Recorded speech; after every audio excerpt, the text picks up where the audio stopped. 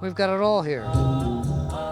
If you need a soundtrack for your trip back in time, Let's see, we got Rick Nelson, the late Rick Nelson. Walt Smith can keep your toe tapping. Gladys Knight, Little River Band. The 80-year-old combines a passion for music with his profession. Ask me anything in the 90s and up, and I can't answer you. At Walt's Virginia's Memory Lane Records in Henrico, We got probably 500,000 records here.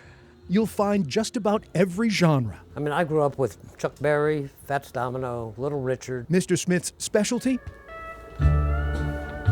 Vinyl. So that's the biggest thing. We're selling memories. Walt started amassing records when he was a teen in New York. I still have my 45 collection. While serving in the Air Force in the 60s, Again, that's in Alabama when I was in the military. Walt joined a band called the Epics. This again is a college picture. His band, The Group, would play juke joints across the South and open for headliners, including Jerry Lee Lewis. And that's the Epics again. That is Walt, Me over here. playing lead guitar in these old home movies. Back then you had to know 3 chords and you could play the hits of the day. Mr. Smith would open a record shop in Newport News in 1979, but his bread and butter was blossoming beyond the turntable. Well, Memory Lane Records evolved out of our mail order business. 50 years later, Walt's Recordsmith bi-monthly auction stretches across the globe. Okay, this is the publication we put out. Walt sells thousands of rare recordings to the highest bidders in America, across Europe to Asia, and every country in between. That's what's gratifying. I've been looking for this record for 40 years, and you have it.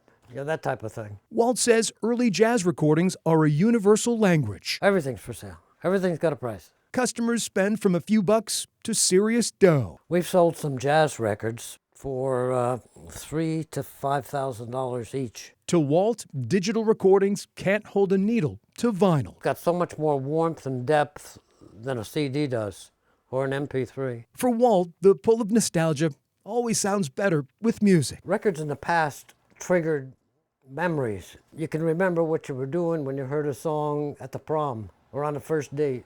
At his office across town, Walt's collection Jazz category. is growing. Each box is different. Freddie Keppard, Life is Blues, Jesus My Savior by Olive Klein. Records that came from Philadelphia, records that came from Michigan. His storage facility is stacked Like new. with new arrivals. We know there's a minimum of 10,000. Walt and his team catalog each one. I still enjoy it. It's the hunt. You just never know what you're going to find. Obsessed is the perfect word.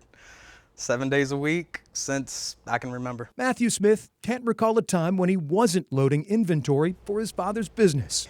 We get stuff coming in every week, every other week, and him going through records, I mean, he loves it. And if there wasn't music, I don't know what he would be doing. Customers range from the unknown to the famous. We've had Tom Hanks stop by the store with his son.